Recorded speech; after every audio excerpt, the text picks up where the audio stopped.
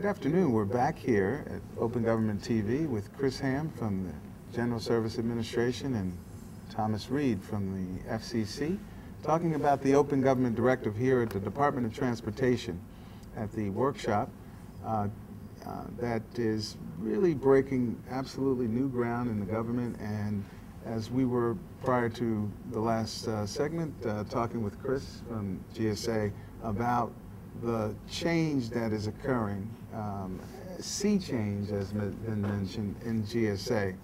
I would like to say that looking from the banks, I absolutely see the tides really hitting against one another about this whole Open Government Directive. One of the things, Chris, as you were saying in terms of the intensity of change, you wonder if it's because people are feeling a little pressed about the time frame to get it done, or are we being intoxicated by the magnitude of change that will occur or could occur, and what's going to be required to get that change to actually come to bear?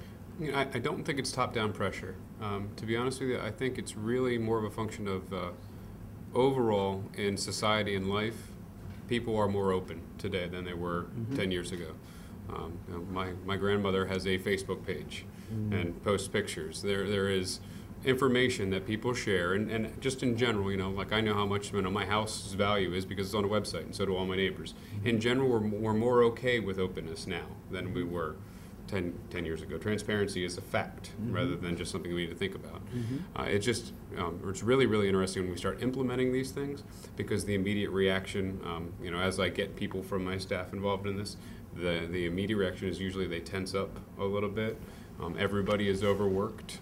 Particularly in the government acquisition and procurement market, the statement is always that we don't have enough personnel, that we're undermanned, we need to have more people in order to do it better.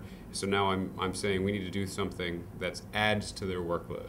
I want you to update status and use the wiki page and communicate with everybody more in a more open capacity, and their immediate reaction is to, oh, we need to talk to the lawyers.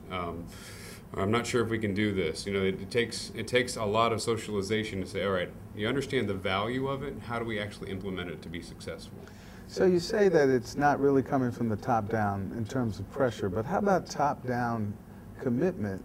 Because according to, for example, top White House economic advisor Romer, she says that the most significant way, and just yesterday on CNN, the most significant way to reduce our budget deficit is to get our 10% unemployment under control. Chris, let me ask you, how many people within GSA understand that open government could actually be the creation of jobs through the development of new industries? That's well outside of my area of expertise. I do recognize that creating open government has that opportunity. And I think that is an idea that others would share, but it's not our number one focus. Development of the economy is not what we're focused on. That's interesting. Right. Now, but I would answer the same question a little bit differently, in that I think that there are pockets of this desire coming out, particularly out of people that have been inside of government for a number of years. They've always wanted to do something like this.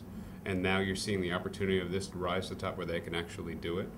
The idea that somebody who has been a low-level government employee can all of a sudden submit an idea, the SAVE Award, to the Obama administration, and it could be responded to. That an idea that here's how we could save some money.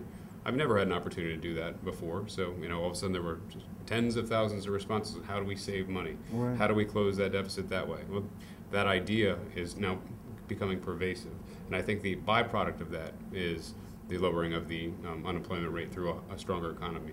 But I don't think that's the driving factor in it. A couple of comments. And Chris makes an excellent point when he says that transparency is a fact.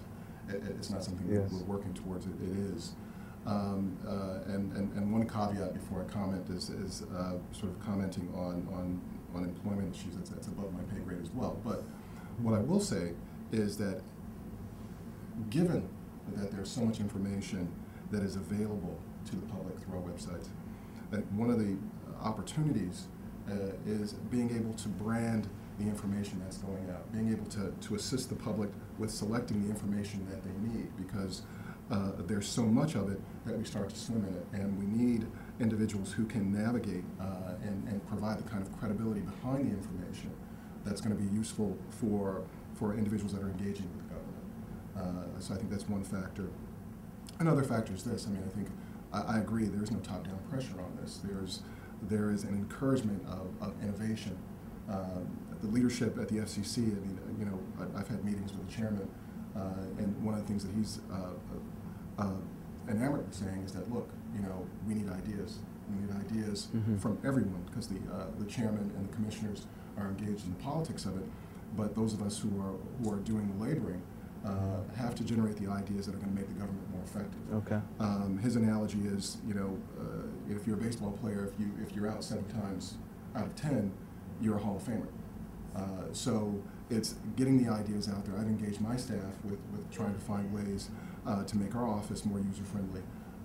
And the more we do that, some of those ideas are going to be shot down, but some of those good ideas are going to come up, and we're going to be able to handle this process a lot better. We at Open Government TV seek to engage, educate, and empower those large businesses, small businesses, and institutions who can affect change within this process for the better, to do all those wonderful things such as create jobs and lower our unemployment rate, and stimulate the education and improve our health conditions. And it does take innovation. So I think your input today has been invaluable to those in our audience. We want to continue this conversation. We hope that we get your support, because you have the support of Open Government TV. Thank you so much. This has been both Chris Ham from the U.S. General Service Administration and Thomas Reed from the FCC. And we are going to, until next time, see you, and thank you for supporting this Open Government Directive.